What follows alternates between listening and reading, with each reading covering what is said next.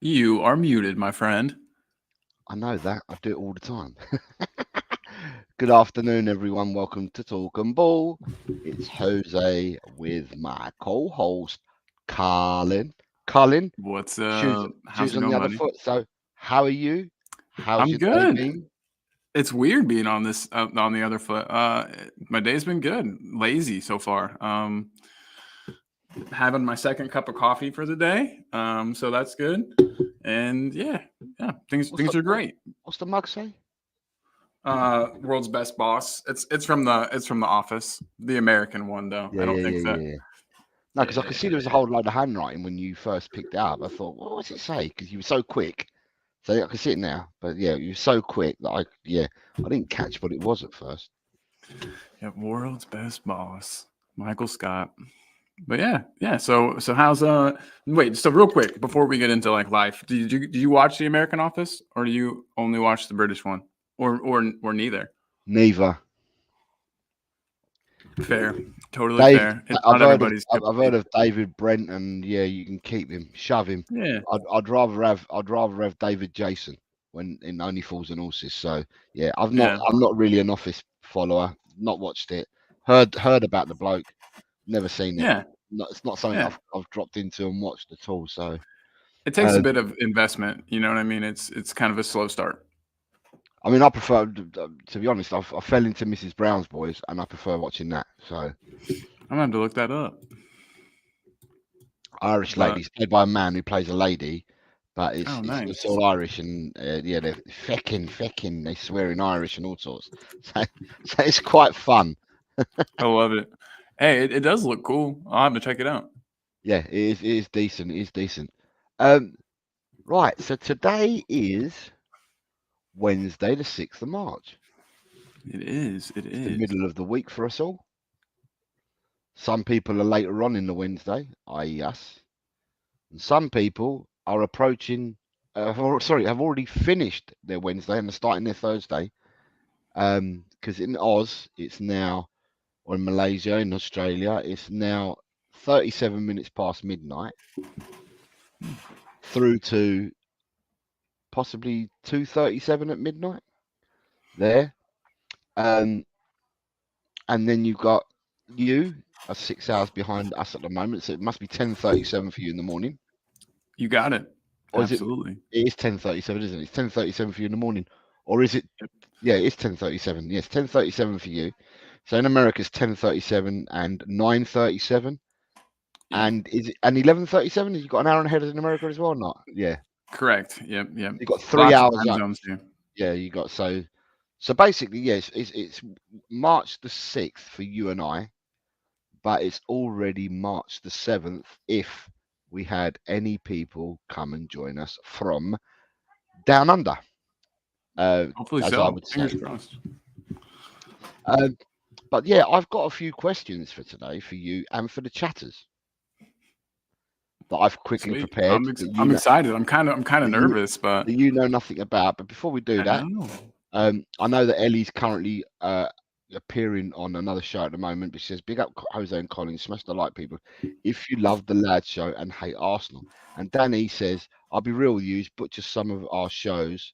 Your remakes and American Office and In Betweeners are just two that you butchered." I didn't know there was an American in-betweeners. That is sinful. I don't know who sanctioned that, but that is not. I didn't have any part in that. I've never seen that. Thankfully, the British in-betweeners is the only one I'm watching. Fair enough. So, my first question for you and for the chatters today is, Richie fit? What does that say about our medical department? Oh, yeah, so is he fit? Is Richie fit? well, He said, so did he say in an interview? I don't know. I kind of Richie's half come, remember that. Richie's come out yesterday and said he's fit for Sunday's game. He said, "I'm fit for Villa." Right? So I've put that in there because is Richie fit? Because he says he's fit. And what does that say about a medical department? The reason why I've asked a question like that to you, Colin, Hmm. is our medical department have obviously told Postacoglu that he's unfit for 2 to 3 weeks, and therefore he can't train and he's not fit for selection for 2 to 3 weeks. So therefore, he didn't play on Sunday against Aston Villa. But 2 days after the Villa game, or Palace game, 3 days after the Palace game, because we played Saturday. Yesterday, he's coming out saying he's fit. So Yeah, that's weird. That's really I'm weird. just wondering if he really is fit. Then what does that say about the medical department? So I don't know if he really is fit. Is my thing. You know what I mean? Sometimes players will consider themselves fit when they're not exactly or not. You know, you always talk about the things they wear, the things that kind of collect all like the stats and you know what I mean of everything. They wear them. I'm sure during training, you know, all the time. So I'm sure that I guess they've seen something that they don't like. But players love to play, Jose. You know that.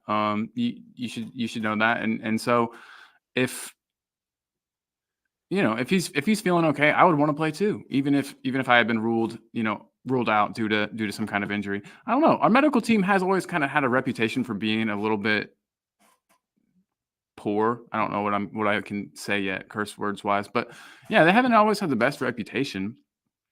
I don't know. This is tough. I don't think it necessarily says anything about our medical department. There could just be a disagreement between them and Richie as to whether or not he's fit. He could say, "Hey, I'm fit. I'm good. You know, put me in. I can play." But you know, we might be risking further injury. We might be risking him being out even longer than this initial 3 to 4 weeks or whatever we were told. It's tough. Okay, fair enough. Let me just Yeah. let me just catch up with the chat and then I'll go back into it again. So you've got Yeah. you've got Adrian saying good afternoon all. Good What is afternoon, up, Mr. Adrian. Shoka? And then he says, "Are you guys fit for Sunday?" Throw me in. Put me in the game, coach. Smithy saying, "Jose, don't you start on Richie as well?" I'm not starting on Richie. I'm just saying he said he was fit, and I'm just merely putting up that question. Daniel's still going on about this. Your In-Betweeners. I watched the first ever episode of In-Betweeners USA, and I put it up there as the worst ever remake of a show that appeared on TV. That's how bad it was. Good afternoon, Potato Stew says maybe reading too much into it. Good afternoon, Sanchez, and he says What up, Mourinho had a Sanchez? problem with the medical department, and He Daniel Lee did. is saying he's not commenting on Richie. So, if I go back to the banner again, right, and the banner says, let me go back to the banner again. In order to go back to the banner, I have to get rid of the comment, don't I? So let me go and get rid of the comment. The banner's back. There we go. So, to me, it could be miscommunication, right? Mm-hmm. It could be, but if it wasn't to be miscommunication, then it says a lot because the player would be assessed by the medical department.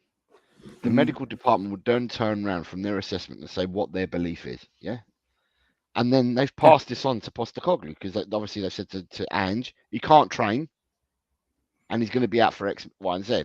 So when Ange does his presser, which he did on Friday or Friday for Saturday's game, Ange turns around and says, yeah, and we've lost Richie for 2 to 3 weeks with a muscular problem or whatever it was that he had in his knee or whatever it was. He said in the presser, we've lost him for 2 to 3 weeks. Now, Ange is only going to say what the medical team has told him. So that's true. you'd like to think that the medical team assessed Richarlison. Richarlison's got a problem. He explains the problem to them. They run their tests and they've come out with 2 to 3 weeks. But then to hear Richie coming out yesterday to say he's now fit for Saturday, it's like concerning. Well, unless it's miscommunication, Colin. For me, it's And it could be. concerning. It could very well be you know what I mean? Very well could be miscommunication. There's been some funny stories come out about Richie lately where I don't know if it's just his English isn't 100% good. But so I mean it could be a miscommunication of sorts. I think his English is getting better. What happened was he went to Watford when he first came, and they didn't speak proper English in Watford. Then he went to Everton. And he tried so hard to understand the new South American language that the Evertonians speak in Scouse. And now he's been let loose and come back down to London. So I think he's learning English now. Finally, you guys are teaching him. Yeah. Well, yeah. It is concerning for sure.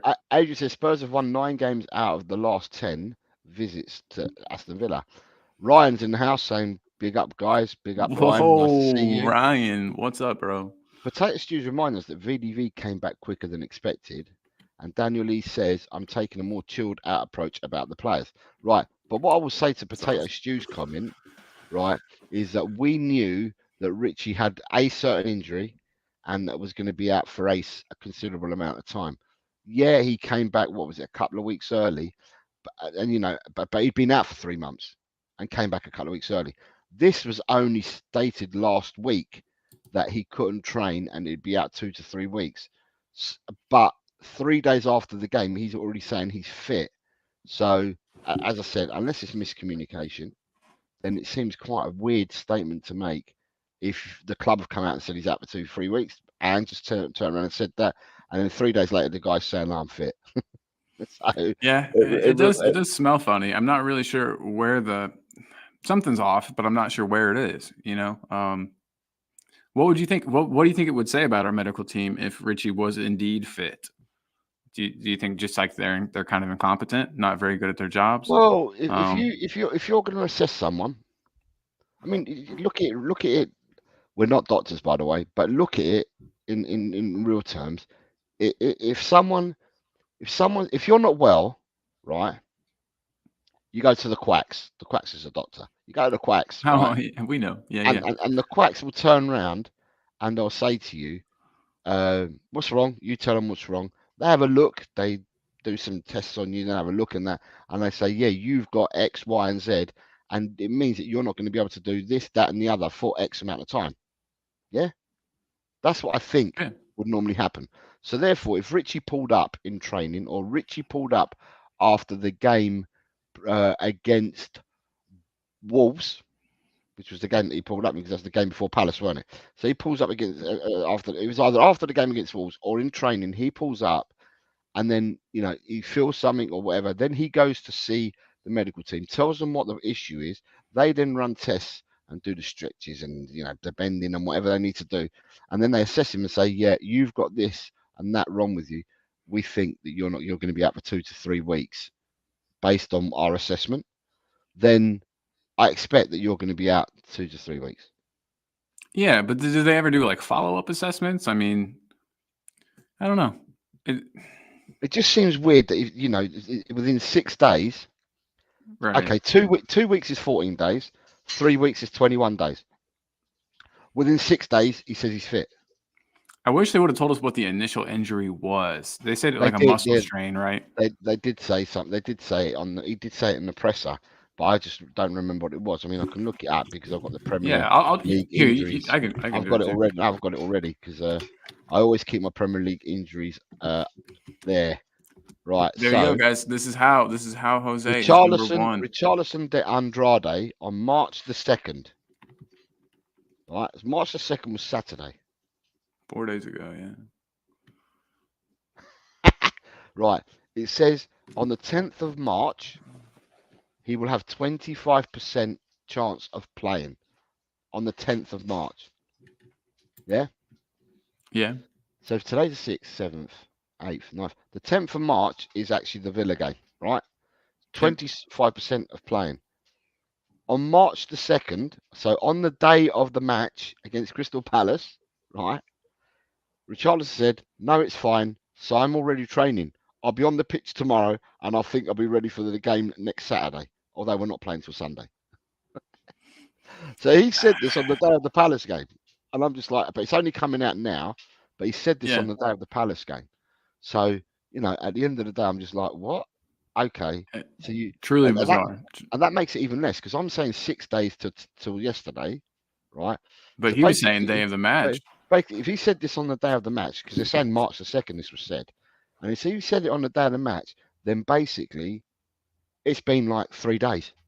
So 3 days from diagnosing an injury, it's going to be 2 to 3 weeks. He's already fit 3 days later. Anyway, I just thought I'd ask the question what you thought and what the people in the chat thought because I found it quite bizarre. Quite bizarre. I do too. It's like I said, it stinks somewhere. I just can't figure out where the smell's coming from. Is it Richarlison? I mean, so we know, like I said, we know players want to play all the time. Sonny broke his arm, or no, was that the thing? he had some kind of an injury where they wanted him to go have a scan immediately, and he's like, no scan, and they were like, why? And he's like, because I won't be able to play. Yeah. And so I wonder if it's just sort of the same thing with Richarlison. Like he knows that he's kind of been on form lately. You know, he's been scoring goals, and maybe he doesn't want to sit out a couple matches. Maybe he doesn't want, you know, this little patch of good form that he's in to go by the wayside. I don't know. Yeah. But So Daniel has a good point. Yeah, I just want to see what people thought, and even this is going out on Twitter as well. So if people got any points that they want to put across on Twitter, then please do so as well. Potato Stew says, "Good point. Maybe the Brazilian in him." And Daniel Lee has come in and said, "Richie's still our second top goal scorer this season. I don't want him risking being back too early and getting even worse of an injury." That's how I feel too. We got good afternoon to Chris Agambar saying, "Big up Jose and Colin. Big up Chris. Hope you're well, mate. Hope you're well." And Daniel Lee's come back in and said, "If he's fit that quick, then it shows how much of a shit show our medical is misdiagnosing timeframes all the time." Yeah, And Potato Stew says the 10th of March is Mother's Day. Yes, it's Mother's Day in the UK this Sunday. So all you people, if you've still got your mums around, or you've got grandmothers around, or female carers of any sort, then please show them affection. Not to say that you don't show them affection every day of the year, because a mother is a mother, and not for one day a year. A mother is a mother all year round. But regardless of that, make them feel special on Sunday. So come on, guys, let's do it. So my next question for you, right, is I've got two questions, right, and they all relate back to the game, right? And I'm asking you the question: who starts Sunday? Well, so can I counter your question with a question? No, tell me who starts Sunday, and then you well, can counter. I think Sonny's an injury doubt. So if that's the case, where did you get Sonny's an injury doubt? Saw it on Twitter. Okay, I've not heard. Sonny and Sar are both a doubt, is what I read. Okay, I've not heard nothing about that. Yeah. Let me see if I'm making stuff up.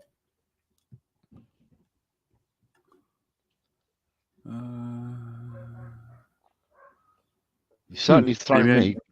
Certainly thrown me because I'm not aware of this at all.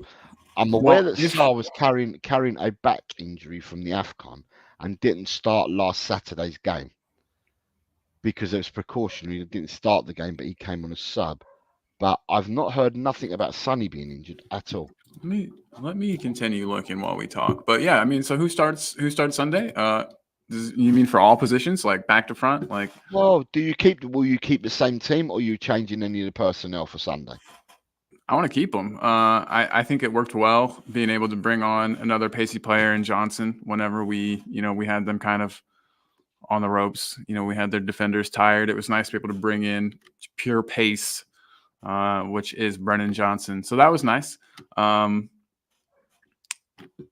I think I would start the exact same front three. Werner has definitely earned his spot in the starting lineup for a while. And midfield, maybe. Okay, I'm going to throw it to you, right? So Porro's fit and available. You're not starting Porro now. Porro is fit and available? You just said you were keeping the same team. So I'm now going to throw it. So you're keeping Emerson, or are you bringing in Porro because he's available? Porro okay. Because he's available. I wasn't sure he was back. So you're making at least one change then if Porro's available. Yeah, absolutely. Okay. Right. So I think that's all. I think that's all I would change, especially if Sar is a doubt still. I don't want to throw him back in too early. If Sar is available to start the game, does Sar start over Bentancur or Bissouma? Bissouma for me. So you're now saying that Sar, so it's not the same team that played last week, then you're now changing your mind. Right. If the players are available, like if I wasn't sure that Sar was available last weekend as well, Colin. It just so happens that he went with the other three. So I'm presuming, although we've not had a presser, I'm presuming that Sar is going to be available, And if so, Well, do you then, make a change there? yeah, I think we need the energy in the midfield. Not to say that Basuma doesn't have energy and that he doesn't, put himself about, as you might say. Because he Hold on to your does. word energy, please, Colin. The what? I want you to hold on to your word energy. You said the word energy. I want you to hold on to that word. All right. Okay. Yeah. Okay. So you're saying about Saar because of his energy, yeah? So now you're making two changes.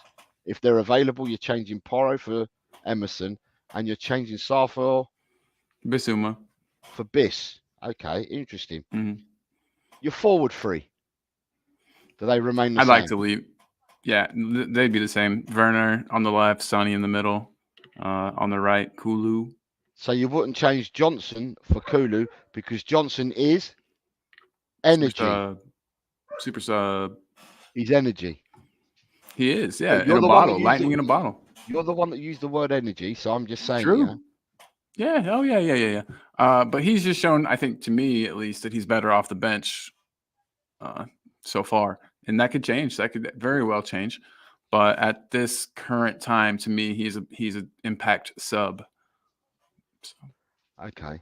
So it's an impact sub for you, Johnson. yeah. So last week when we did the show Friday Mm-hmm. or even on Thursday, I said pace kills and I'd rather have Johnson start than Kulu. He didn't start. Kulu started Mm-hmm. and Johnson came in and did what he did, right?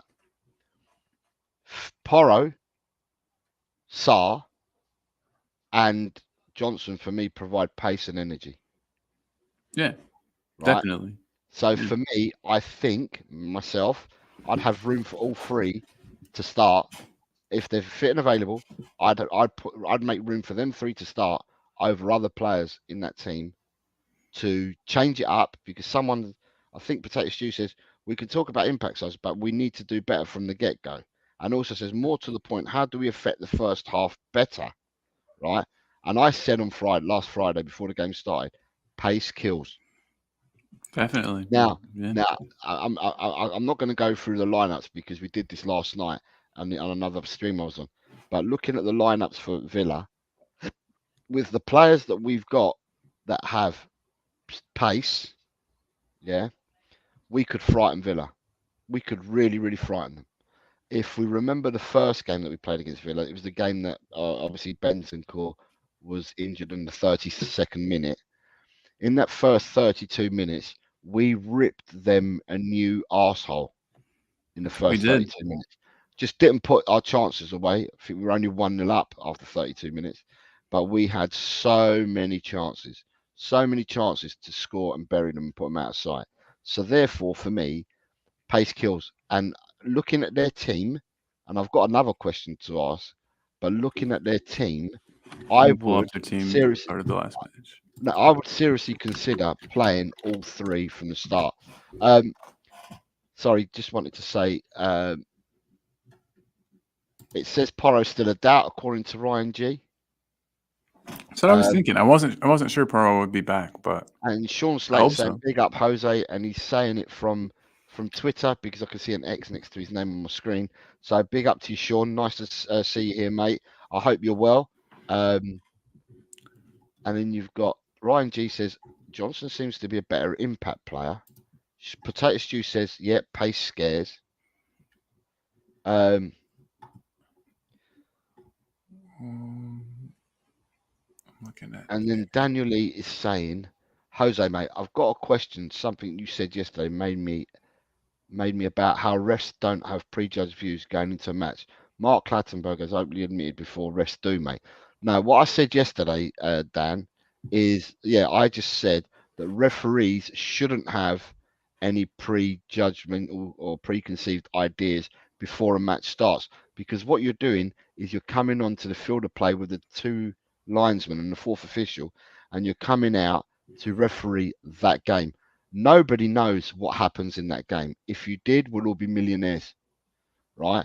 So nobody should know what's going to happen in that game. The game evolves, and as it evolves, the referees and anyone that's wearing black has to make decisions. So the linesman, the fourth official, they have to make decisions. And in my eyes, you shouldn't prejudge a game or prejudge players before they've even played. Now, if they were to do this, and Clattenburg says they do this, then they're wrong. They shouldn't be officiating, because you've got to have someone that comes onto that pitch that's impartial from the get-go. Not, oh, do you know what? 4 years ago, someone did something to someone. So, okay, let's say we were playing against Chelsea, right? Cucurella's hair was pulled by Romero two years ago. So the referee's going to have the back of his head if he played Chelsea and Cucurella's playing again and Romero's playing for Tottenham. The referee's going to have a preconceived idea. Come on, it's silly. You shouldn't have people officiate. How did he not get in trouble for that, by the way? Can we just revisit that for 10 seconds? How did he not get some kind of like retroactive punishment for that hair pull? That's crazy that he got away with it. Because he was merely feeling his hair to see whether he'd used the right pH substance. He's like, oh no, you're using the wrong condition. You're using the wrong conditioner, buddy. Yeah, we need to get you some better stuff. He wanted stuff. to test the pH levels in whatever he was just used. being a good friend, is what you're saying. Yeah, but then at the end of the day, Daniel, what Mark Clattenburg is completely wrong.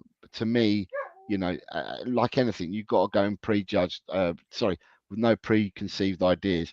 You should just manage and referee the game as it is, and that's not just in football. That's in every sport, because otherwise, if you a lot of times the referees do though tend to try to make themselves like the show. They try to. It happens in basketball here in the U.S. a lot, and it happens in football too. So. Sorry, didn't mean to cut you off there. Right. And then we've got Spurs GCTV saying, good afternoon, gents. I hope all is well. Good afternoon, Spurs GCTV. What is up?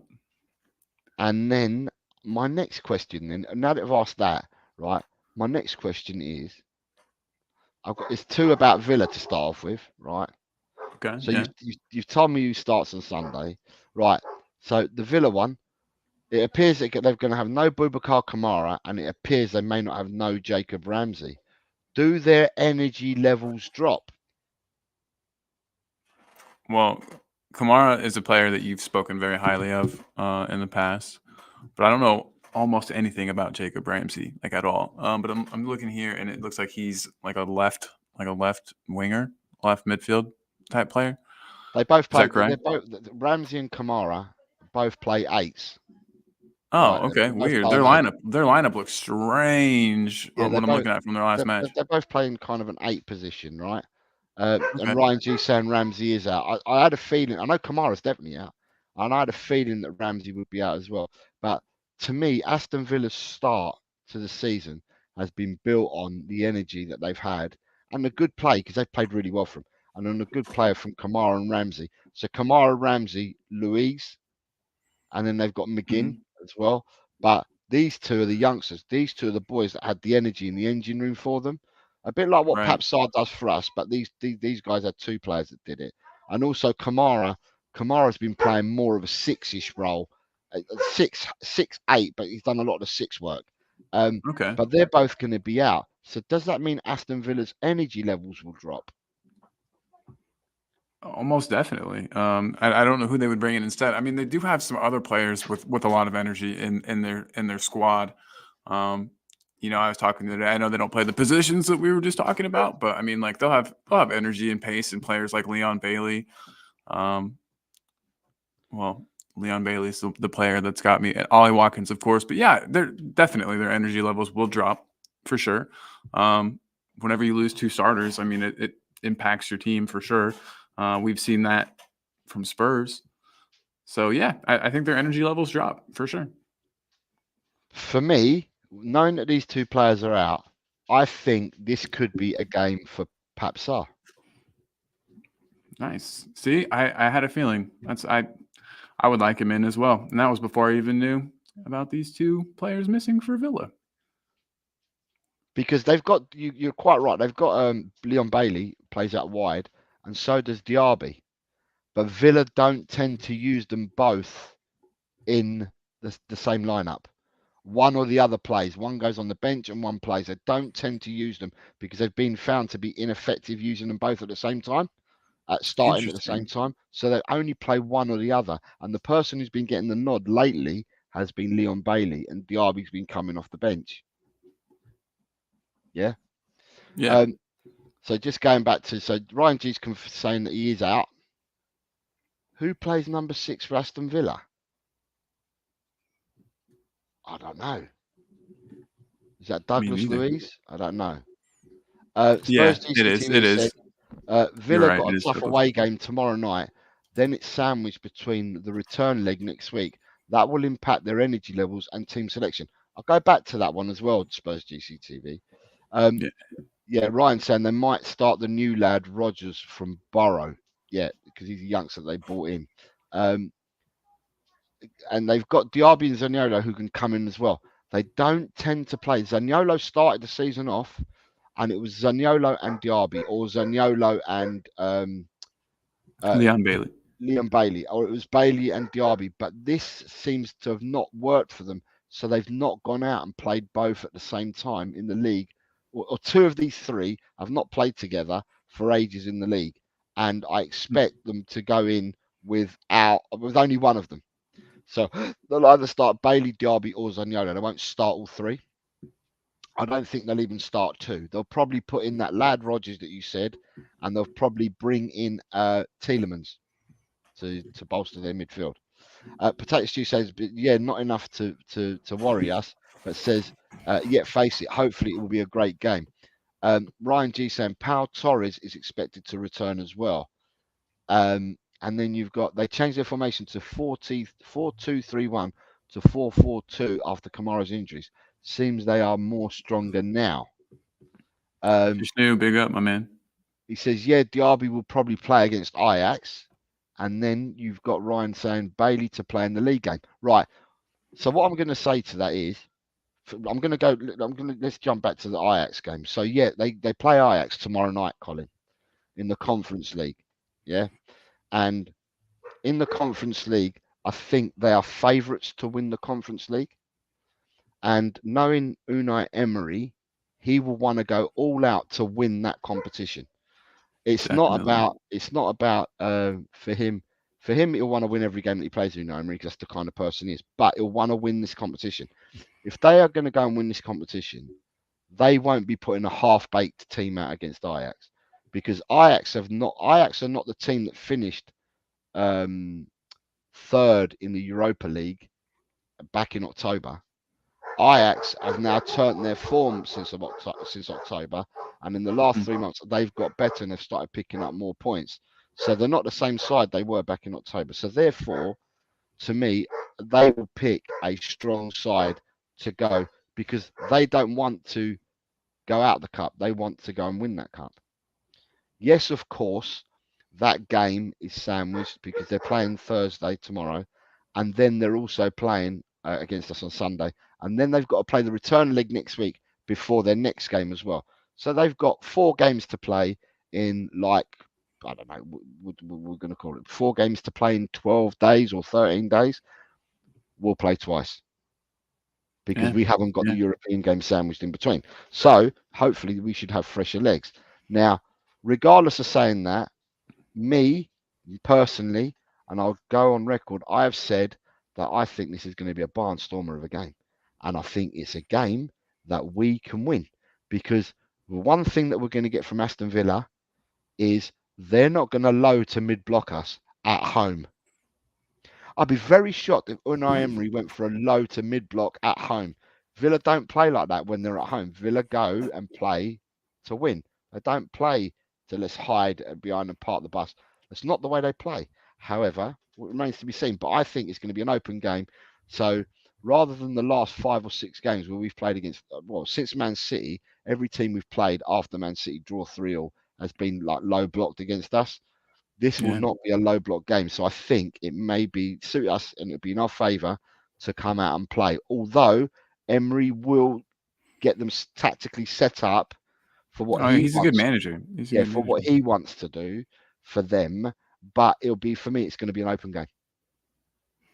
Yeah, it should be. It absolutely should be. And it would definitely, like you said, suit us if it was because and hopefully this changes, but hopefully we can start breaking down low blocks, mid blocks eventually. But right now we just are pretty ineffective at it. One quick question I wanted to ask you about energy levels. You said before our match last week that, with all the time out that we had, we should have had like a mini preseason, basically. That was that's my kind of hope, how yeah. That was my Yeah. hope. And do you think with the way the players came out and played that they showed that against Palace? I think, right, I wanted them to come out as caged tigers, is what I said. Yeah, that's Mm-hmm. what I said last Yeah. Friday. I said I want them to come out like caged tigers. They didn't come out like caged tigers. They came out and played controlled. They played within themselves. They were controlled in everything they were doing. They weren't taking the risks and and going out at 100 miles per hour. But hopefully that will still come. At the end of the day, look, the games that we've lost and the games we've conceded goals in, has it been because we've been undone by brilliant play and brilliant skill?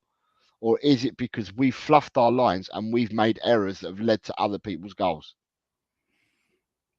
Mostly B, but maybe a little bit of column A as well. But mostly it's us burying ourselves. Yeah. Right. So therefore, I think they came out and played controlled against Palace and didn't want to do the risks and take all the risks and all that. But with confidence, and winning breeds confidence. True. Hopefully, then that means we go into the Villa game with more confidence because we just picked up 3 points. And then if we played well at Villa, then that breeds more confidence for the following game. And then it has that domino effect and it goes on game after game. But you've got to start it somewhere. We started it at the start of the season. We went for them 10 games. We built up confidence, momentum for them 10 games. And then it all went against Chelsea. But Crunching now we've down. got that chance of building it all over again. You know, I mean, I was thinking about it yesterday, Colin. We first 10 games unbeaten. Mm-hmm. Then we didn't win a game in November. I think we had 4 L's and a D. Yeah. And since then, how many more league games have we lost? Two? Not many. Yeah. Two. We've drawn a few, but we've lost 2 games, I think, since then in the league. Yeah. So therefore, at the end of the day, look at it for what it is. You know, Um, I just think it's going to be a barnstormer game, and I think that we've got an excellent chance because of the way that they're not going to come and low block us, and it means we can play open football against them. And if we play to our full capability, cage tigers that I wanted last week, and take the little bit more risks, yeah, in the right at the right times, take the small risks that we need to take, then I think we could have a really really good game on our hands and a really really good performance on our hands. Potato Stew is saying, yep, I cannot disagree. Fingers crossed it will work for us. Adrian says, I would start Sar and Kulu for the work rate because we are away. Spurs GCTV says, regardless of who Villa field against us, they will hopefully still play an attacking style, which will be better for us. We need to play a fast pacey front three, in my opinion, but I'm no footy coach. Jose agrees. So Ronnie says, yes, Werner, Son, Johnson, front three. Pace kills. And I think bringing Siren in midfield, and if Porro's available, you're bringing in 3 bits of pace there. Coupled with the pace yeah, that you already have in the side, pace kills, man. def. Ryan G, should be a great game. Both teams leave space. Potato That we Stew do. says, but will it be that classic cancel each other out kind of thing? Remains to be seen. Uh, and he says it's fair to say Ange is about the point rather than the goal difference. Just saying 6-0 to the scum down the road. Just should be a great game. Oh, should be a great game. Both teams leave space. Yeah, sorry, we read that. Jishnu, good evening, good afternoon, good evening, Jishnu. Says I think Villa will be drained out after the Europa. Big advantage for us. Spurs GCTV says if we can control at the same level as we did against Palace, there will be more space behind at Villa, which we can exploit. And we have Ash P, the famous Ah, Ash what's up? P. She's I haven't seen alive. you in She's a while. alive. Hey. Yes, she's Hope alive. the show went well this morning, Ash. But Yeah. yeah, it's been a while since we've hung out with Ash, done a show with Ash. We'll have to do And one soon. no, Ash, the show on Talking Ball this morning with Ash, Chang, and Ellie went really, really well. Well done, Ash. Well controlled because she had to keep Chang and Ellie in check and all those in the She chat. She's become a she's a good pro. ringleader. She's become a She's pro. good. Yeah. Definitely, definitely. And you've got Spurs GCTV saying hi to Ash. And Robbie from Lily White Lane. Good afternoon, Robbie. Yo, what's up, Afternoon, dude? lads. Big up yourselves. Think our performance levels will be much better in April and on Sunday, as we prefer playing against pressing teams instead of a low block to exploit the overloads. My worry is that their attacking players, apart from Sonny, are much more on form and dangerous. Big game for a doggy, and think we may need VDV to cover when Bailey breaks. That's Agreed. why that's why he's the blanket. I said this on Spurs Kings last night, and Yeah, I've already had a couple of people said that they're going to nick that. They said it's a brilliant saying, calling him the blanket, and they're going to nick that and start using that in their tweets. I said, yeah, there you take it, go. take it. I said I've been calling him the blanket from the minute we signed him. So, Yeah, just say, hey, they have to give you credit though. They've got to say, oh no, no, to me it doesn't trademark bother me. Jose Jose. At the end of the day, it's just something that I've called him from day one. So at the end of the day, if people I've want to call stolen him, it from you, so yeah, if people want to call him the blanket, they can do. But yeah, so you got that. You've got a few people saying hello to Ash in the chat. Then you've got Ash P waiting for Romero versus Cash. I heard her comments earlier. I haven't yet. What can you paraphrase? She just wants Romero to smash Cash. That's awesome. So she doesn't That care is about red, yellows, or anything. She just wants Romero to smash Cash and get retribution. yeah. I mean, Basically, what she's saying. he very obviously went out to injure Bentoncourt.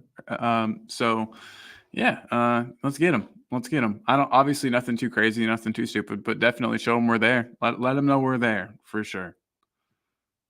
And then right, we on the chat about Aston Villa. We will face the much maligned Longley on Sunday. If so, what are your thoughts? I mean, we'll finally get to see. I think he'll have a lot to prove. So if he does play, I think he'll have a good game. I think that he wants to show, that he has the talent, that he could have made it at Spurs, that he could have made it work. I don't know if he was 100% like given a fair shake or like a fair go at Spurs. Yeah, I think we'll see. He's not exactly. I mean, it was always said, and you pointed this out yesterday, that people said that he couldn't play in a two. Is that what you were saying? Well, no, That he what I couldn't. said, what I said yesterday is he played in a back three for Conte, Yeah, and people were saying he only plays in a back three because he's so slow that he couldn't play in a back two for Barca because he was found out for that, and in playing in a back three, it'd make him not look as slow.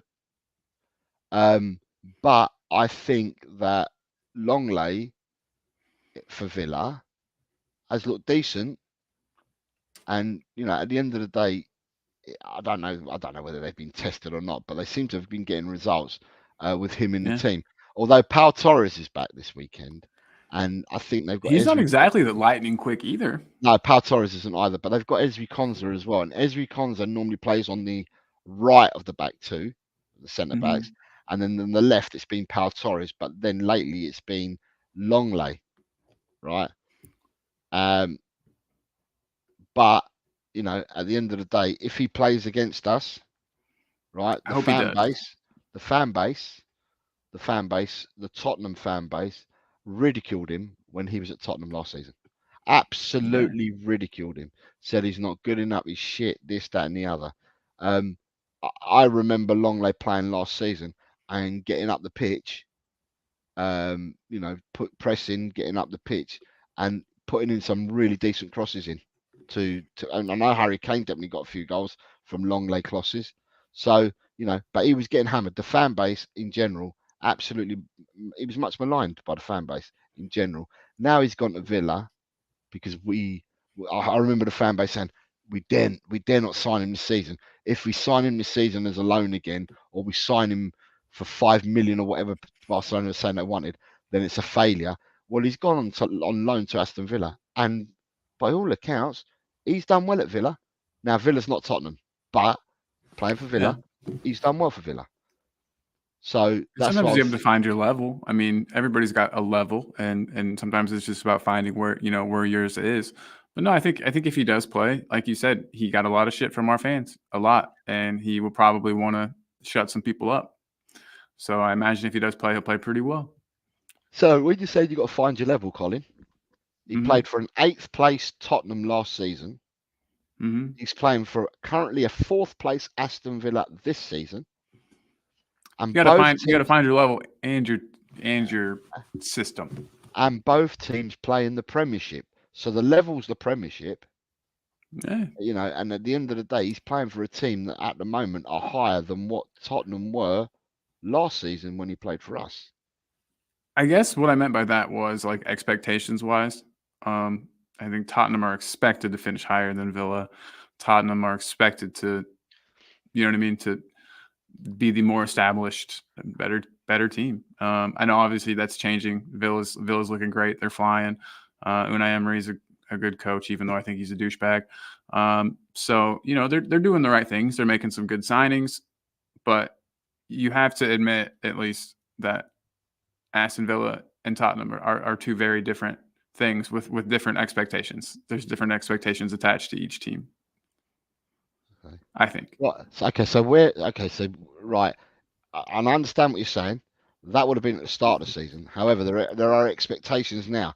So, what are their expectations for Tottenham Hotspur now? Not from the fan base, but what do you think Tottenham's expectations are now?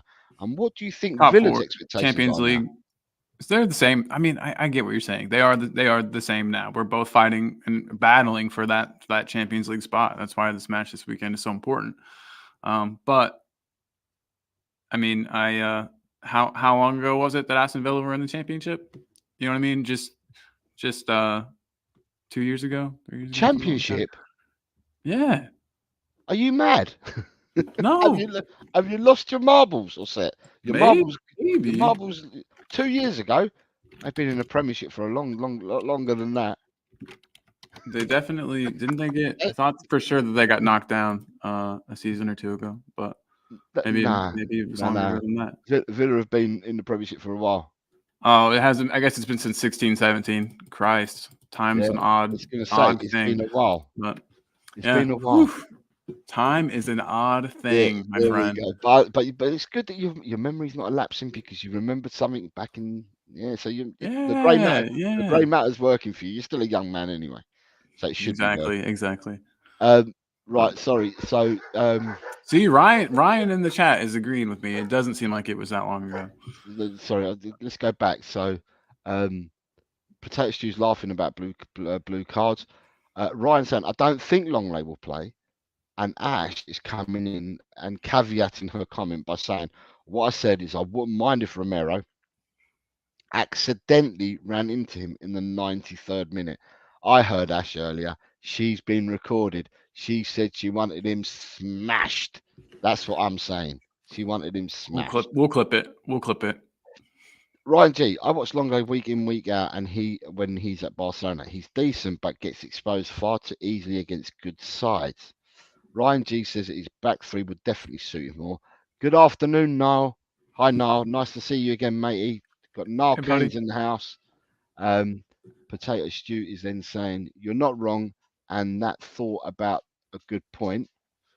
Yeah, Villa were in the Championship about 4 years ago. Oh, that long, Jesus, because you just told him. Potato Stew saying, can we compete in the Champions League?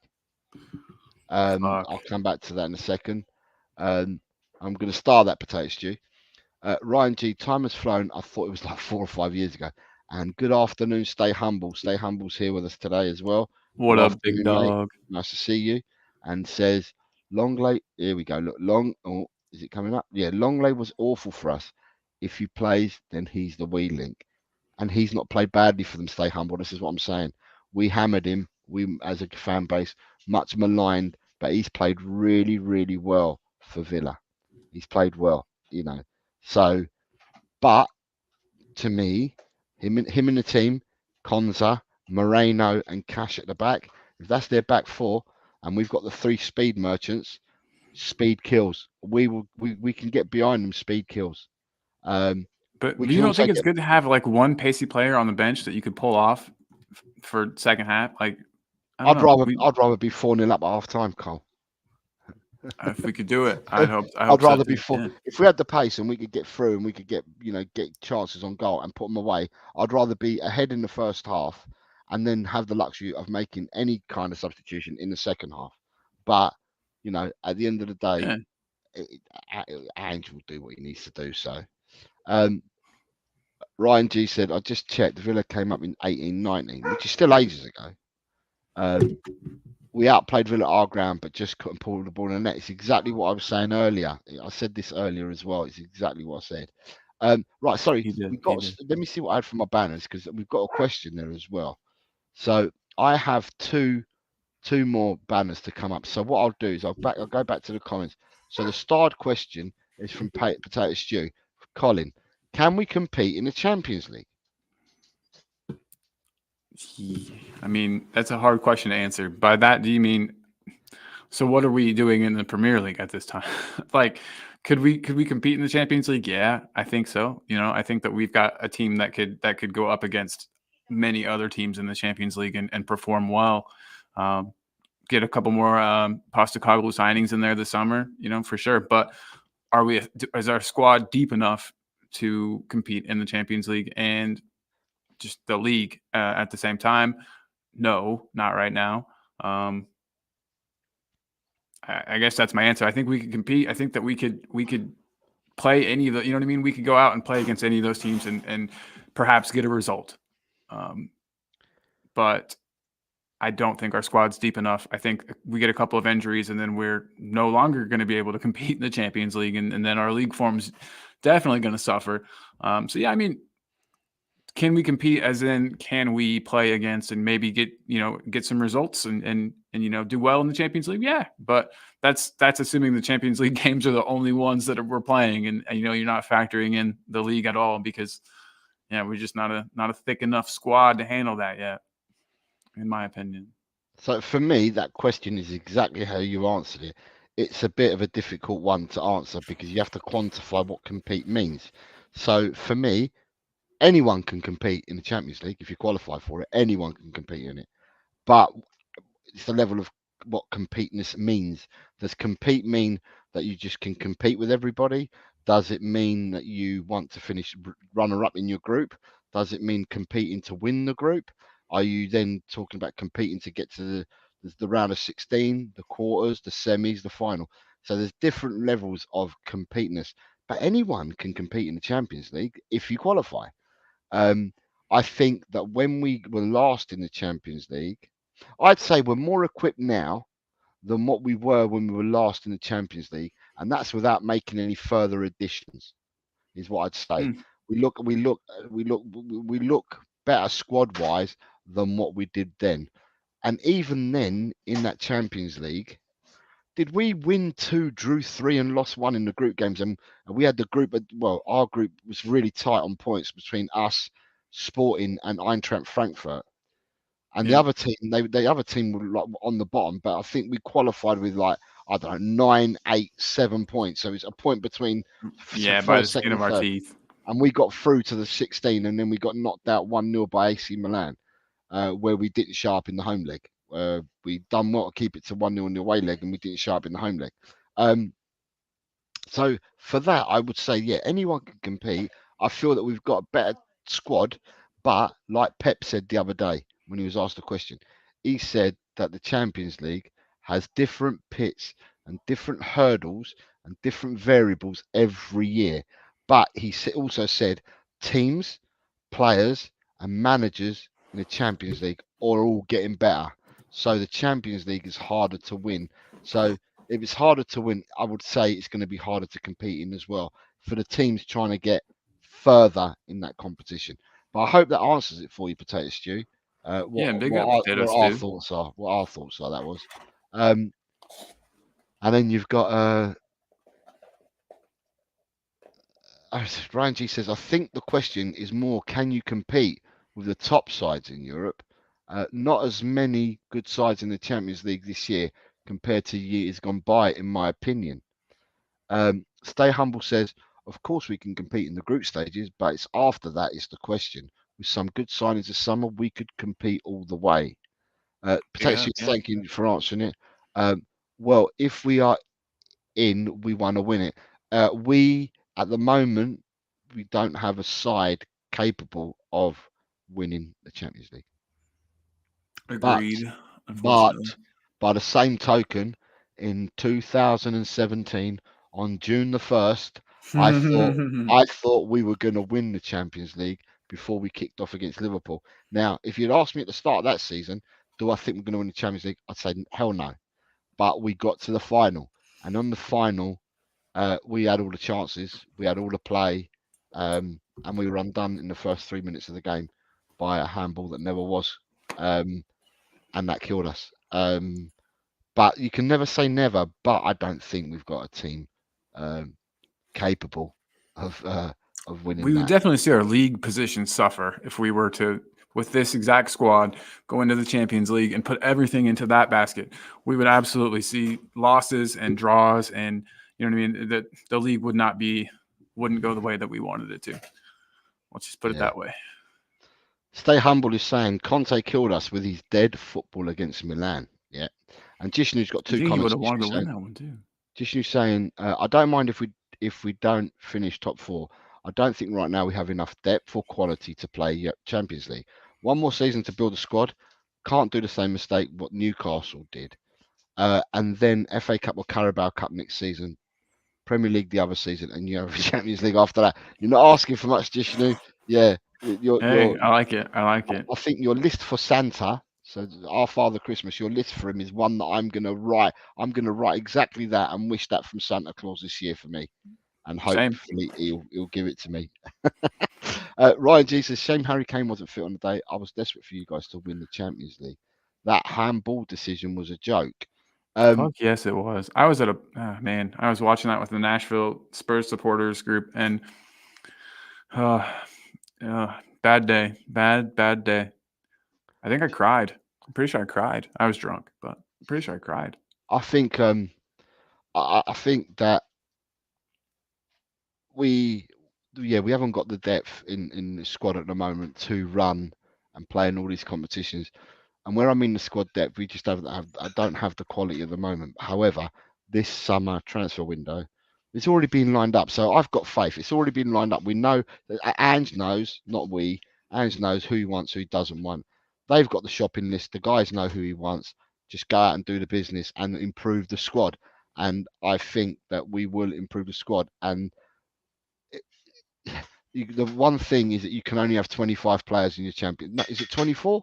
Is it 24? It might be 24. You can only have 24 players in your Champions League squad, and you can only have 25 players in your league squad. So at the end of the day, you've got to play with what you've got. And so we hope that the changes that we make in the summer will get us a stronger squad, whether we're in the Champions League, Europa League, Conference League, or even if we're not in Europe, we need a stronger and deeper squad for next season, regardless, because we've had a lopsided squad for years, and we're trying to change that.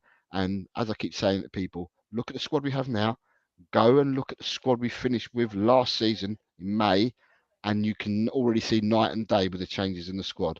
And we've signed a minimum of 6 players in the summer transfer window for the last 2 windows. Imagine if we could get another 6 in, get rid of 6, get rid of the 4 that are out on loan, so get rid of 10 players in total and bring 6 in. We're going to look much better. Bergval wouldn't count as one of the squad players because Bergval's coming to us already, but he's classed as an under 21, so he would not count as one position. So your squad can end up being bigger with 25 players, and then with the addition of the youngsters that you can fatten the squad up with as well. So we should be looking good next year. Yeah. Oh yeah. Um, Fingers crossed. Tatsu says, don't. It feels bad. Daniel saying, I raised the Champions League final from my memory. Never rewatched the game. I nearly turned my back on football after that match. It was bad. It was dark times for me. And then Tatsu said, which kind of really gives a good argument for being Werner. Sorry, For buying. buying, yeah. I think. I mean, as long as he continues the form that he's been showing, I think he'd be a good addition to the squad. I know that not everyone agrees and thinks maybe that we should be aiming higher. His failings at Chelsea are fresh in the minds of a lot of people, but yeah, I mean, it was Wasn't it just one season? Wasn't he just there for one season, or was it a couple?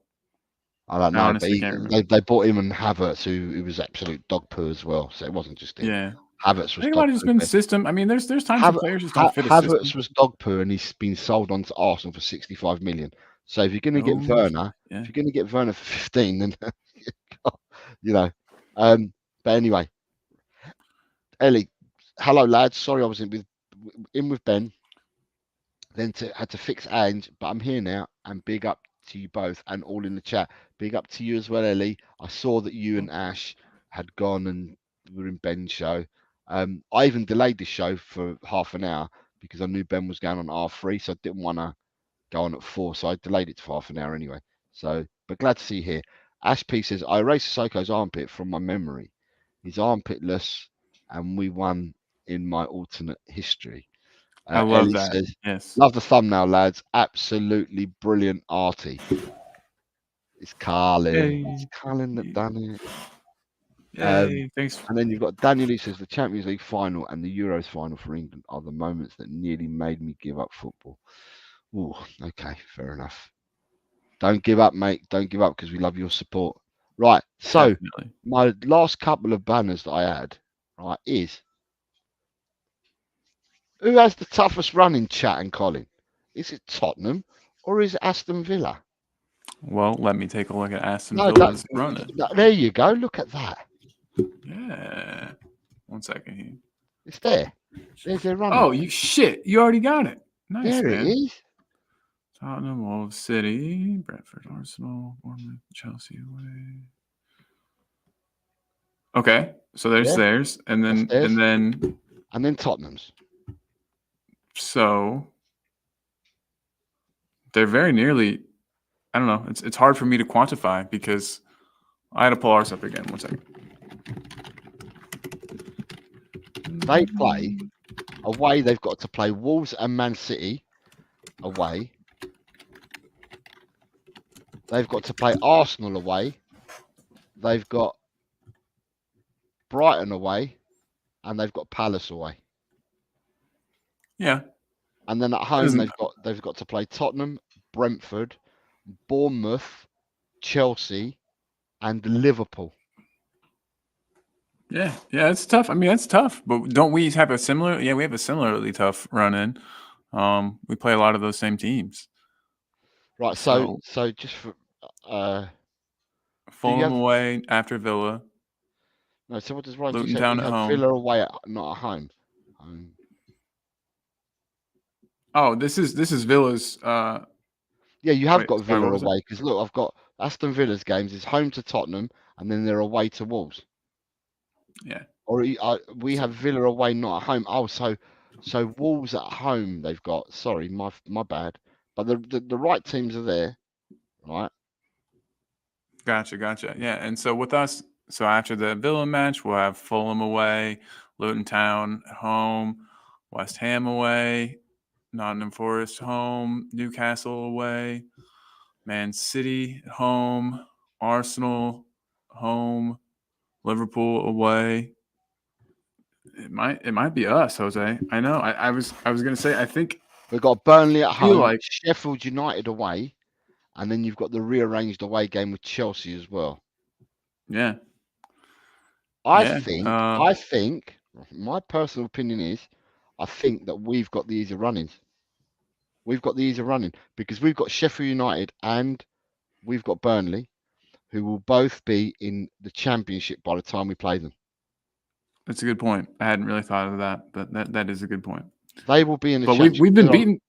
We've had our asses kicked by relegated teams before, though. Do you remember when Newcastle just absolutely spanked the shit out of us on the last day of the league?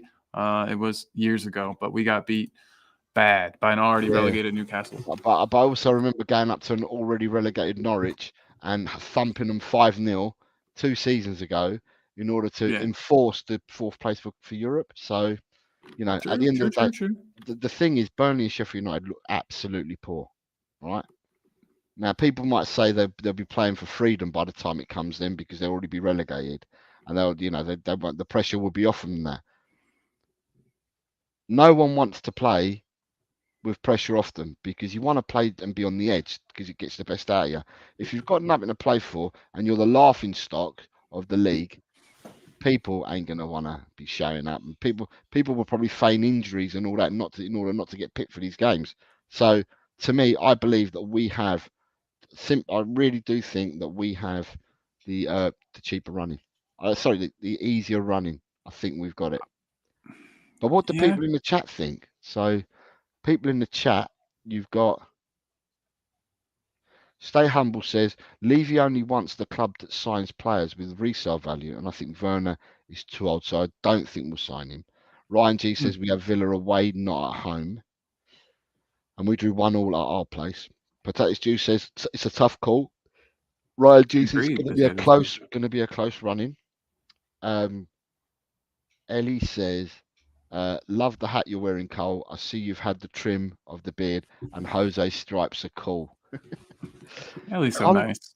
Carlin looks like a young man. Young man. I'm just a little baby. Yeah, a young man. Ryan thinks that we might just pip them. Potato Stew says Man City, Arsenal, and Liverpool. Ouch. I think we all have to play them, but we play 2 of them at home and 1 away. Where Villa have to play Man City away. They've got Liverpool at home, and they're away at Arsenal. Arsenal. So they've got 2 away games and 1 home game, but we've got 2 home games and 1 away. Then you've got Stay Humble says Villa's lack of experience and playing in Europe will hurt them, I think. Coys. Adrian Shoker has said season ticket prices to increase 6%, an average of £50 increase on the cheapest ticket. So that was announced today, I think. 6% increase. I bet that went over well. Yeah. Ellie says, I think we will finish 4th as Aston Villa will take their eye off the ball, and I hope they win the Conference League as Unai loves a European trophy. That he does. That vampire-looking man And loves then to win. Robbie at Lily White Lane has said, missed your predictions for the last 2 weeks, Robbie, to be honest with you. You were flying up that league in the 2 weeks you didn't. If we can get through April, a few points off Villa, I think we can get top 4. Fingers crossed. Fingers So crossed. to me, it's not all doom and gloom. If we No doom and if we gloom for look me. if I look again, right, and I'm going to look at this because of the low blocking shit that happens to us all the time, right? So we're away to Villa. They won't low block us at Villa. We're away to Fulham. I don't think Fulham will low block us at Fulham. Not the way I've seen them playing lately in Fulham. They've not been low blocking anyone. They've gone out and played open They've been games of football. swashbuckling They, football. they've been playing open games against people, haven't they? Mm-hmm. Luton at home. Luton will probably low block us at home. West Ham away. I don't think West Ham away are going to play a low block against us. Forest at home may play a low block against us. Newcastle away won't play a low block. Man City at home. I don't think Man City are going to come a low block. Arsenal at home. I don't think Arsenal are coming to low block. Liverpool It'd be away won't embarrassing if they did. low block, and by then Burnley and Sheffield United would be down. And then you've got Chelsea. I mean, you've got to play everyone twice. So forget about everything. You've got to play everyone twice. And I think that we have a decent running. We have a decent set of fixtures there where we can go toe to toe with some of the other teams. And we certainly won't get the majority of teams. Oh, excuse me. There's 12 games to go, and I'd say from them, I reckon you're going to get 7 games at least that will be open. And being open, I think we've got a fair chance. And by then, if we build up confidence, then and we build up confidence with our speedsters, as I call them, then low blocks might become a thing of the past, where we do take on people with our wingers and we do get past players. We take shots. I was gonna say, please, just some shots from distance, please, God, please. Take shots, get some crosses in. If we did all Yeah, that, I think we'd be all if we right. mixed up the play a little bit, exactly, teams wouldn't be able to sit back the way they do now because exactly. All we need is the shots from distance, and then players have to come out and close them down. Boom, space. And you've Seems got so simple. uh, Ryan G reckons he thinks West Ham will play a low block, and then Daniel Lee also says, "What you reckon? David Moyes won't play a low block, Jose? You've been smoking today, mate." Right, I'll come back to that in a minute. Good afternoon, Bobby K. Big up, lads, and everyone in the chat. And Ryan says he thinks Luton will come out more than what West Ham will. Right, Daniel, Shit. Daniel, I've got mates down here that go up to the London Stadium that season ticket supporters for the Spammers, right? Yeah. And they reckon, and they go to watch them every week, and they reckon that West Ham very recently have come out and started playing football because they hadn't had a result in 2024, and he said that the fans were absolutely turning on Moyes, and that Moyes has now turned around and getting them playing more open football, and that the fans are loving it. He says they say they don't care if they lose as long as you see that the players have put effort in and playing the low block and that they were doing and stuff like in defensive play. They couldn't see the wood past the trees because they were all disappointed and all pissed off as fans because they couldn't see any progression with the football. And when you spend money on people like Paquetá, Kudos, Ward-Prowse, Alvarez, and that, and then you're going to play a defensive system, you're not going to get the best out of your players. So they've said to me that West Ham have actually opened up and started playing much, much better football. Did they not win at the weekend 3-1 away? I think they did. Yeah. They won 3-1 away. And the week before that, they put in a really good performance. I know a few weeks ago, 3 or 4 weeks ago, they got pumped at home by Arsenal. But apart from that, they've been playing well and they've been scoring goals. They've been playing well in Europe as well. So, and Do that's you another make thing. fun of your West Ham mates for the running track they have around their pitch? No, That's no, nice of you. no, because I don't really. There's not much I can say to West Ham supporters, is there? We're higher than them in the league, and we always finish higher in the league. But they got a European trophy last year, so I don't really try engaging the That's conversation shit. just in case they drop that one on me. Bring that out. Yeah, that's a Yeah. good point. So you got Spurs GCC says tough choice between the two run-ins. Villa depends on their Agreed. European run.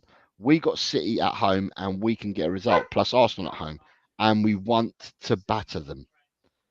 I believe we do as well.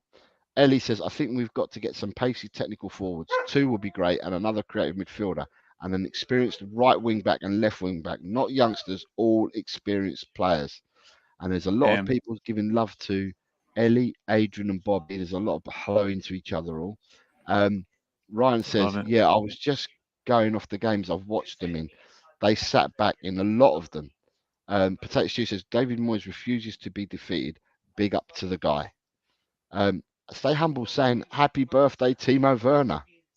I don't know Oh whether it shit! is Is his it his birthday or birthday? not. I don't know whether it is or not. And then you've got I'll Ryan find G out. says you need binoculars when you go to their stadium. Um, right. So with that, March they're all 6th. my Yeah, they're all today is his they're all my birthday indeed. they're all my talking points. I've come to the end of all my talking points. You nailed it though. Some of those were tough. Like that question about the running, I still don't really know who's tougher. I'm still throwing that one around in the old noggin. But remember, this is the same brain that thought that Aston Villa were in the championship like 2 years ago. So we'll have to excuse it and give me a little bit of a break. So Um, you've got David Moyes will trick mate. I'm more confident he will go back to what he knows best, park the bus football, especially if it means getting us on the counter attack. David Clark, good afternoon, David. If you look at Man City derby, Man City were crap. They didn't look like they would break. United's low block. It took a wonder strike from outside the box to open the game up. Don't seem them criticised. And then you've got So what I will say, how many times did I say last week that watching Tottenham against Crystal Palace, right? And this is before the Man United game because the Manchester derby was the following day.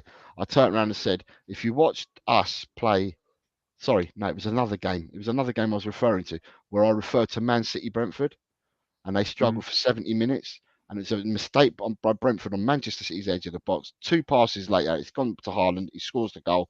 They win the game. And then Brentford had to come out at them because they were 1-0 down, and spaces began to appear. Not loads, but began to appear.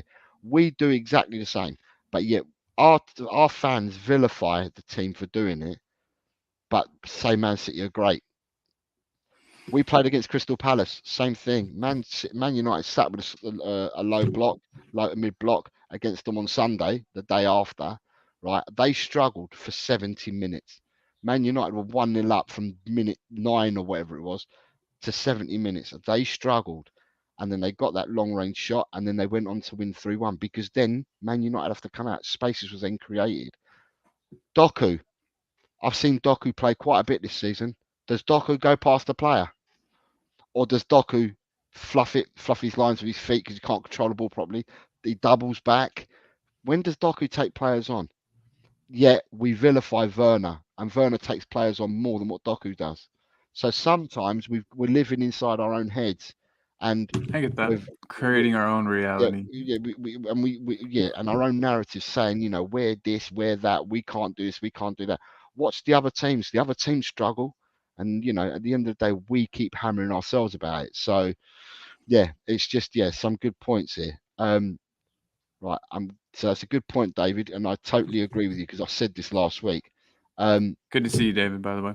I've got I can't agree with that. City weren't crap. I said, Ryan, I said City were doing exactly what Tottenham did, right? Oh no, sorry. It was the comment before that said Okay, sorry. that City were crap. It was David Clark. Okay, so City were not too bad. They missed sitters, and Man United defended well at times. In the end, City had levels needed. Simple. We had levels against Palace. Simple as well, in my eyes. Yes, it was. Yes, it was. Loved it. My Indian accent is coming along. Would I rather have? Okay, we've got a couple of questions. I was going to end it, but we've got questions coming in, so I've got 2 to answer now. Or you have. Liverpool's 98th minute goal came out from one of their opponents trying to dribble with the ball on the edge of the own box. Yet Liverpool were praised for scoring a wonder goal. Yeah. Right. So I've got a question back up here, which is, well, first of all, I've got Ryan. I think it was. It's not a question. It says, what time's the prediction show on Friday, guys? Just so I don't forget, I've got memory of a goldish. 4 o'clock. All our shows, Ryan, tend to be at 4 o'clock during the weekdays. Whether it's on Talk and Ball or whether we're doing a show on LTEL like we are today, we tend to do them at 4 o'clock. The only thing is today, because Ben was doing a show earlier, instead of starting at 4 and he started his show at 3:30, I decided to delay mine by half an hour, so I started at 4:30 rather than 4. The shows, our afternoon shows are generally at 4 o'clock. So the predictions is dual streamed from both channels, so that'll be 4 o'clock on Friday. We will tell you what we're doing from today onwards. Anyway, we'll tell you that a bit later. Spurs GCTV's question is: biggest club in Birmingham, Villa or Wolves? One for Ryan. It's a good question. Let's So there's your question for you, Ryan, by Spurs GCTV. He's asking: the biggest I club love in the chat. Birmingham, is it Villa or Wolves, or is it Birmingham? Is it Birmingham? Is it Villa? Is it or Wolves? Who's the biggest team in Birmingham? I'm glad Ryan is answering this, is tasked with answering this, Okay, and not myself. Ryan has answered it. Spurs GCTV. He says we're not from Birmingham, but it's definitely Villa. Boom. Yeah. And the next question we got is coming in from Bobby K. Yeah, he's And he asking says, you, which is good yeah, because I can't answer it. well, I reckon, Jose, would you rather have Werner or Doku come in the summer? Right, I'll let you answer it, Connor, and I will answer it, but I'm going to let you go first because I am hosting today. I just don't know. So I don't like. I'm kind of like you. I don't watch other teams a lot. So I've seen. I've Doku seen just a Doku bit. play. I've seen Doku I've seen play. him just bits and pieces for me. Just little bits. Everyone that's watched the show knows that I kind of have like a Like I really want Werner to work out, and I really want him to show people wrong and prove people wrong and show what he can do here. I think I'd rather have him. I mean, so are we ignoring prices? Like what? You know what I mean? I don't think we'd be able to get Doku for the price that we'd get Werner for. Werner. I'm just gonna say Werner. I don't want. Yeah, Right, that's me. so for me, Bobby, I'm picking Werner as well. I watched Doku play, and Doku, he might have speed, but you got to give him a chance to run at it. But Man City don't utilize the speed from him. They don't play that way. And when he gets the ball, you look at the amount of times that he loses the ball because he trips over it because he can't keep control of it. And tell me how many times I've never seen him take play. Well, I hardly ever see him take players on, and he might have potential, but we can say that about every player in the world. Every player's got potential. I would rather just keep Werner for these 12 weeks or 12 games, and when we finish the season, we will know what the stats. We'll know exactly where we finished in the league. We'll know the stats of what Werner did or didn't do, and then we can make an informed decision then. But yeah, Doku doesn't excite me. It doesn't get my pulses racing. He was a big money buy by Man City, and because Man City paid big money for him to bring to Man City, everyone's going to say, "Woohoo!" He's this, that, and the other. Look at Calvin Phillips. Look at Calvin Phillips. I spent 50 bar on Calvin Phillips. He's been loaned out of West Ham, and in all honesty, Guardiola don't want him back. And he was a half decent player when he went to Man City when he was playing for Leeds. So at the end of the day, it seems to be because players are signed by other clubs. Again, it's in the head. It lives rent free in your head. You're like, he must be good because they bought him. That doesn't necessarily mean that's the case. People can flop at clubs as well. So for me, I would much rather have Werner. I've seen what Werner's done, and for me, Werner's done more for us than what I've seen Doku do for Man City. I hope that answers Fair. it. Man City sold a top young academy player to buy Doku, who is overrated. It's unbelievable. Ryan Jesus, people forget players like Rodri weren't great in their first season. I think Doku will come good. He's very raw. If he was a piece of meat, it'd be rare. That's how raw he is. It'd be rare. Uncooked steak. Yum. Ellie saying, Bobby, what? You were hilarious today. Kate's here. Hi, Kate. Hey, Kate. Good to see you. Stay humble, saying Doku ain't great at the moment, but guidance under Pep will change that, I think. Calvin Phillips was mainly brought to balance out the homegrown talent and stop rivals buying him. Damn, isn't that insane that they could do that? There's like, I don't know why anyone I don't think signed they Calvin did that. Phillips. I thought they brought him in because of the way he was playing for Leeds and the way he's playing for England, and they thought that they could have two in that position of Rodri and Calvin Phillips, and Calvin Phillips just not made it there at all, has he? No. And now they've brought in that Nunes. Okay, it's his first season, Nunes. Nunes may have done well at Wolves, but he looks a shadow of the player that he was at Wolves now at Man City. So is it just the jump is too much to make for players? Like it's weird how they they're playing in the Premiership already, so the jump's not there because they're playing in the Premiership, and they're playing with better players. Then you think that playing with better players would make it easy for you or easier for you to make you a better player as well. But I just don't know if maybe there's pressure that comes along with you know what I mean, being hoovered up by Man City or whatever. You know what I mean? It's a prestigious team lately that's supposed to win everything. There'd probably be some added pressure into going there from like a Wolves where, like, I don't want to sound like Harry Kane, but a couple losses. Sorry, Ryan, isn't the end of the world. But we're at City. If you know what I mean, if you lose a match, then it's like catastrophe. So that. Maybe 2 seconds. 2 seconds. Hold on. I'm in charge. Everybody. This is where the show gets wild. No, but David Clark saying Calvin Phillips is a hod carrier. I told Spurs fans that months ago when our fans said to buy him.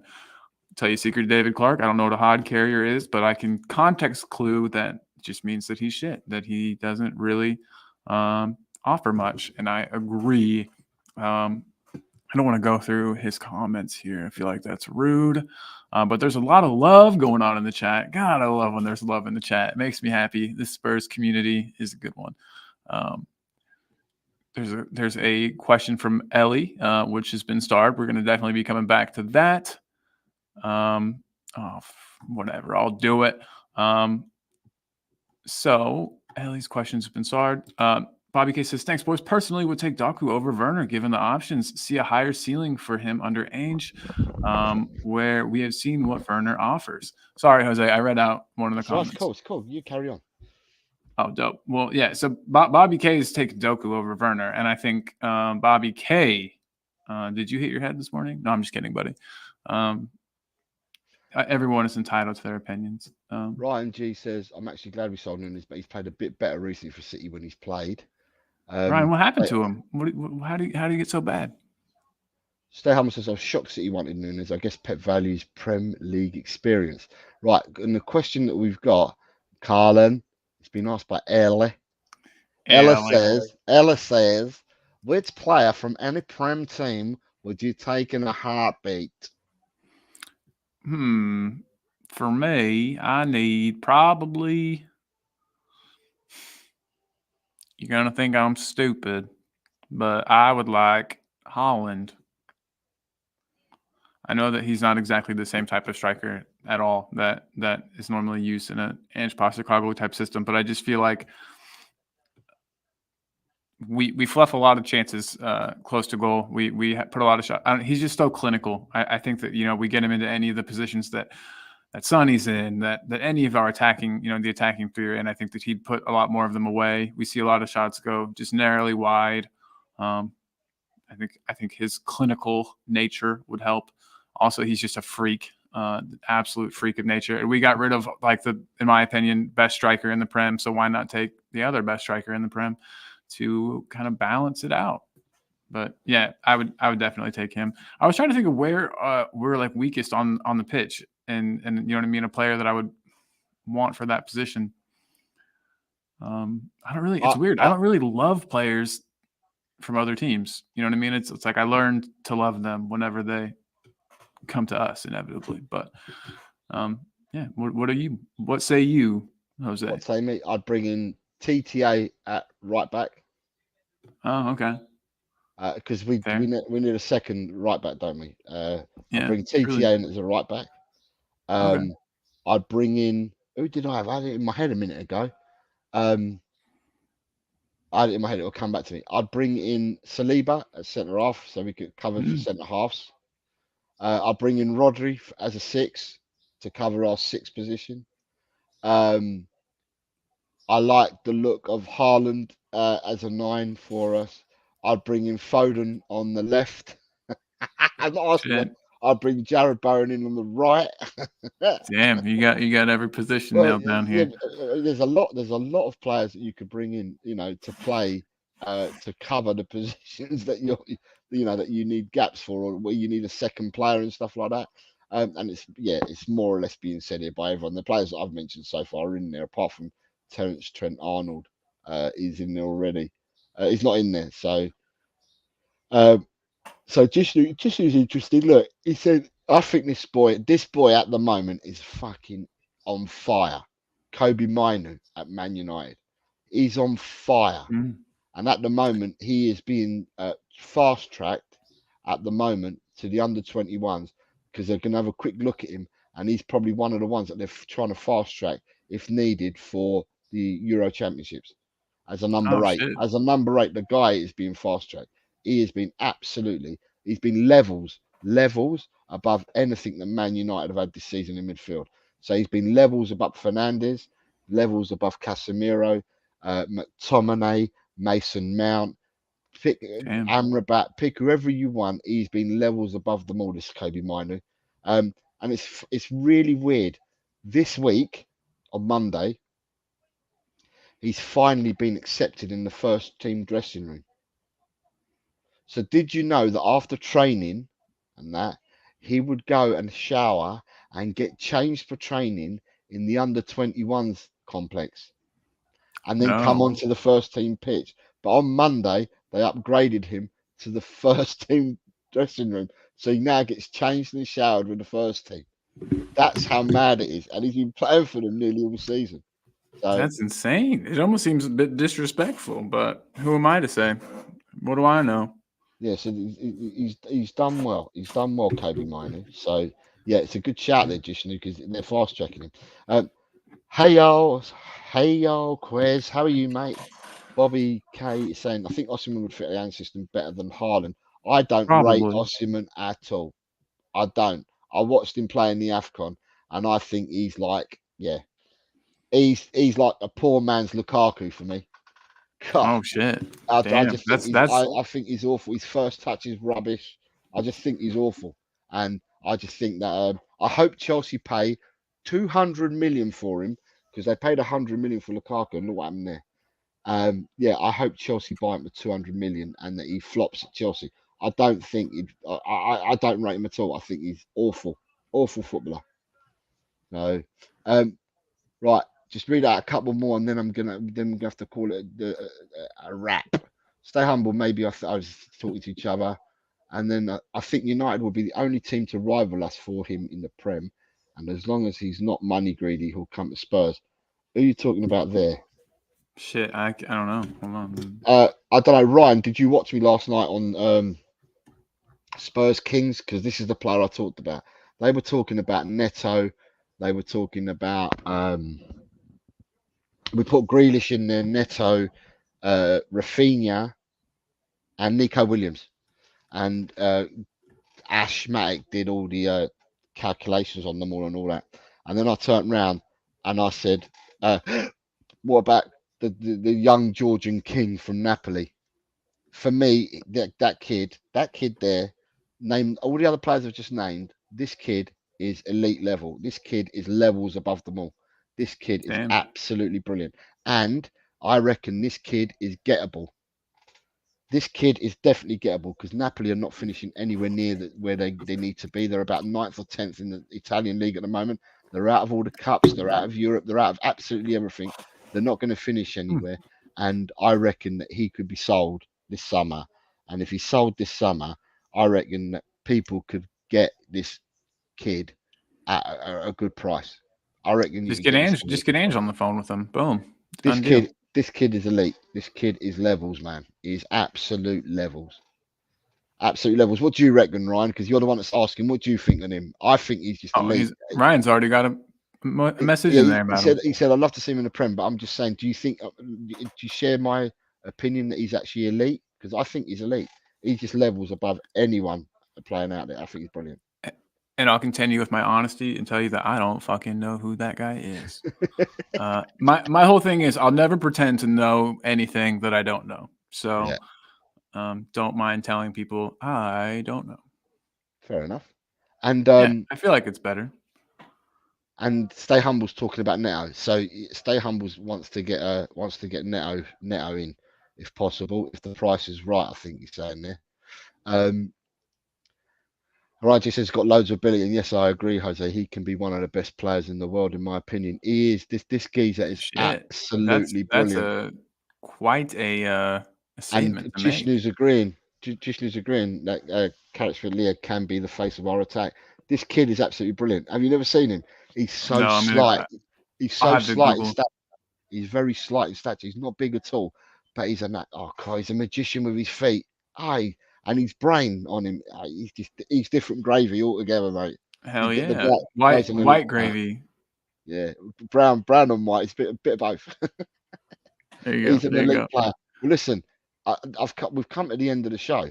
I'm gonna say thank you to everyone that's joined us in the chat. It's And been it's been awesome. nice. There's been It's been nice lots of for people. everyone that's listening or has joined us uh, on Twitter, on X, because I can Yeah. see the numbers that say that are watching on YouTube, but then I look at the numbers on the back and they're far higher. So we've got quite a few people that look like they've tuned in on X. So can I thank you all? And yeah, next time make some more comments. Do what Sean Slater did. Make a comment, say hello, and then we know that you're there watching us, and we can hello you back. We read out every comment, or we try to read out every comment on the show. So thank you very much to everyone. Just to let you know what we're doing tomorrow, it will be the 4 o'clock show. Will be coming from Tark and Ball, and Talking ball. so Colin will be hosting, and Colin will be firing questions at me tomorrow. rather than me firing at him. It's weird being in this other seat. I'll tell you that. So tomorrow, 4 p.m. GMT for Talk and Ball, where we both be on.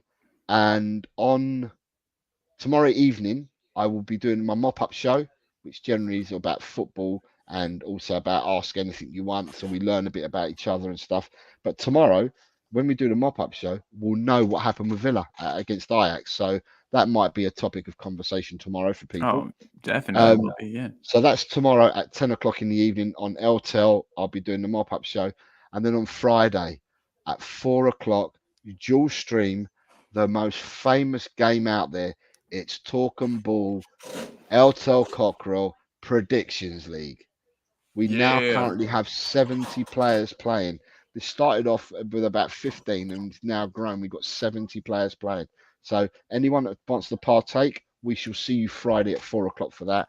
And then on Sunday, we are doing a dual stream watch along, which will be quite interesting because last week's watch along we did it with a game that wasn't being shown in England. But the game this weekend will be on English TV. So it'll be interesting. But we're still going to do it. We had fun. I think Chan's joining us on Sunday. I don't know about Ellie and I don't know about Ash P. But we will certainly find out if they're available or not. And then like that, we can have the whole gang. But if not, it's going to be us. So that's the shows that we've got coming up, guys. Oh, wait, and the ladies' show tomorrow morning. Oh, sorry. Tomorrow morning? Friday morning. Friday morning, thanks. Sorry, I got lost in my days. And on Friday morning at 11 a.m. GMT on Talk and Ball, it will be the Ladies Takeover show, which is hosted by Ash P and Ellie. Ellie's returning back to Talk and Ball on Friday. She returned today. She returned today, but we're going to give her the big up. She's returning Friday with her dual show that she does with Ash. So, people, thank you very much for everything that you've put in the chat. Thank you very much for coming in and joining us today.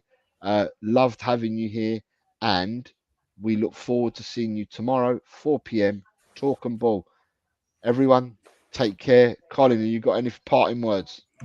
Yeah, just be good to yourselves, everybody. Life's hard, so be nice to yourself. Don't make anything harder than it needs to be. Love you guys. And for me, it's come on you Spurs, and in Ange, I and we trust. Playing out with a song, guys.